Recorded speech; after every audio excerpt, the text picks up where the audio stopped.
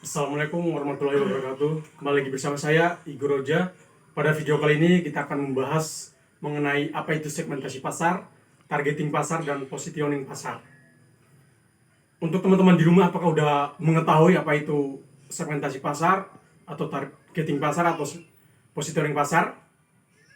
Kalau dari teman-teman belum mengetahui, silakan simak video kali ini. Sebelum kita lanjut ke apa itu segmentasi pasar, target, dan positioning, kita harus mengetahui dulu apa itu pemasaran.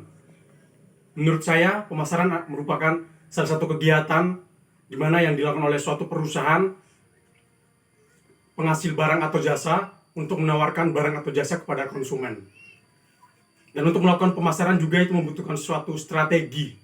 Di mana strategi ini tadi ada 3 atau bisa disingkat yaitu STP. Segmentasi pasar, targeting, dan positioning. Untuk segmentasi pasar sendiri merupakan suatu pengelompokan pasar yang harus sesuai dengan target kita. Apakah kita pengen segmentasi pasar kita pengelompokannya di usia anak kecil, usia dewasa, atau usia orang tua. Karena itu sangat menentukan sekali dengan produk nanti yang akan kita hasilkan atau yang akan kita pasarkan kepada konsumen. Tujuan dari segmentasi pasar yang ini yaitu adalah pasar lebih mudah dibedakan.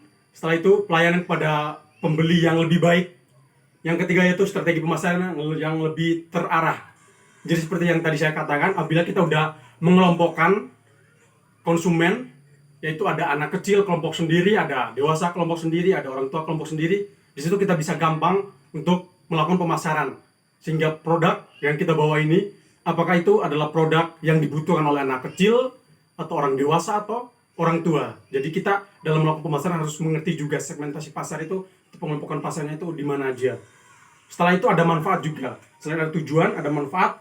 Di mana manfaatnya itu yang pertama mampu menerapkan gagasan pemasaran dengan lebih baik. Habis yang kedua bisa mengatur produk dengan lebih baik. Mengatur produk ini yang tadi udah disampaikan, kita harus menghasilkan suatu produk itu sesuai dengan target kita. Siapa yang mau kita pasarkan kepada siapa gitu, kepada anak kecil, dewasa, atau orang tua.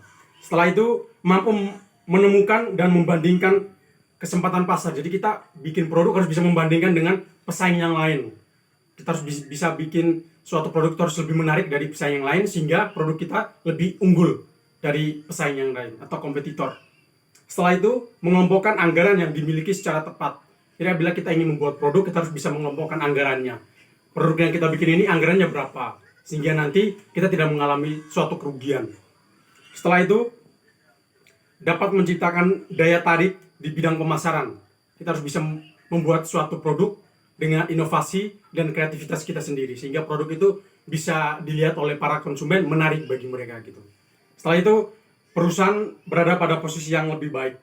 Jadi dengan kita melakukan segmentasi pasar ini, perusahaan akan berada di posisi lebih baik, sehingga lebih terarah untuk pemasarannya itu. Selanjutnya, untuk segmentasi pasar, penjelasan seperti itu, selanjutnya kita menuju ke targeting pasar. Targeting pasar ini adalah suatu target di mana ini adalah tindak lanjut dari segmentasi pasar. Bila kita sudah mengetahui segmentasi pasar, maka kita harus ada target yang mau dituju. Apakah ini yang seperti saya katakan tadi, apakah target ini untuk anak kecil, dewasa, atau orang tua? Jadi kita harus punya targetnya. Yang pertama itu merupakan salah satu kegiatan memilih segmen pasar yang akan dituju atau dilayani. Jadi kita harus bisa memilih segmentasi pasar.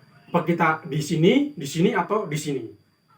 Setelah itu keunggulan perusahaan. Jadi dari target ini itu ada suatu keunggulan perusahaan. Karena suatu perusahaan menghasilkan suatu produk dan itu adalah produk unggulannya. Jadi bisa mengunggulkan perusahaan kita.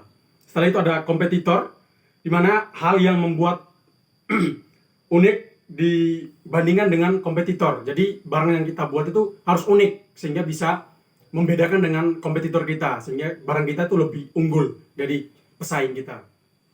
Setelah yang terakhir itu positioning pasar.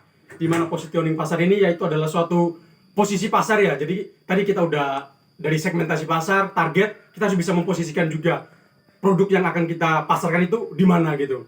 Itu merupakan kegiatan menempatkan berdasarkan berdasarkan pemakaian, pengguna, kategori, fitur, dan masalah produk. Jadi kita harus bisa memposisikan apakah ini untuk anak kecil, dewasa, atau orang tua.